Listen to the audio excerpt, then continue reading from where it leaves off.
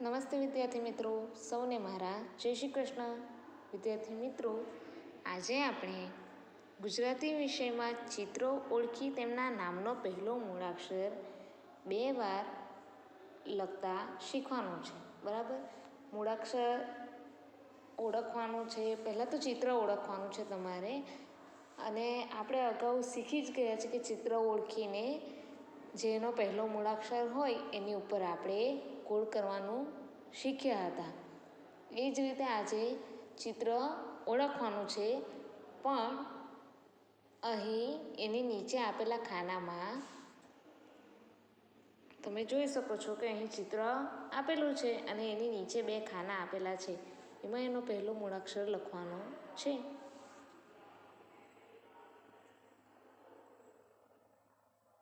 આ પહેલું ચિત્ર શેનું છે?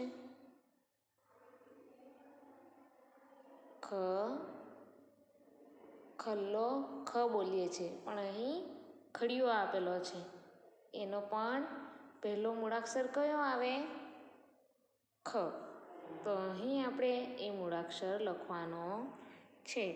તો આપણે લખીશું ખલનો ખ. એક વખત લખાઈ ગયું, અને અહીં ફરી એક વખત લખાઈ ગયું. એટલે કેટલી વખત લખાયો ખલ્લો ખ? 1 અને 2. આ જ રીતે આપણે બીજા પણ ચિત્રો ઓળખવાના છે અને એનો પહેલો મૂળાક્ષર લખવાનું છે. આ શેનું ચિત્ર છે?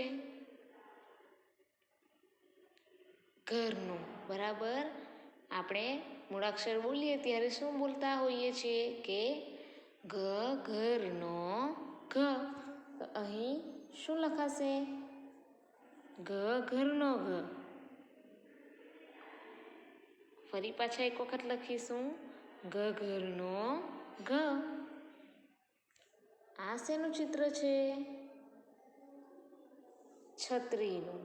બરાબર, આપણે શું બોલીએ? છત્રીનો છ. એટલે અહીં કયો મૂળાક્ષર આવશે? છત્રીનો છ આવશે. અને ફરી પાછા છત્રીનો છ.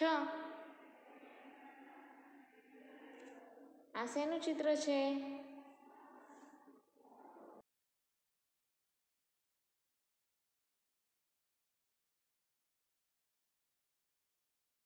નો ટ લખવાનો છે.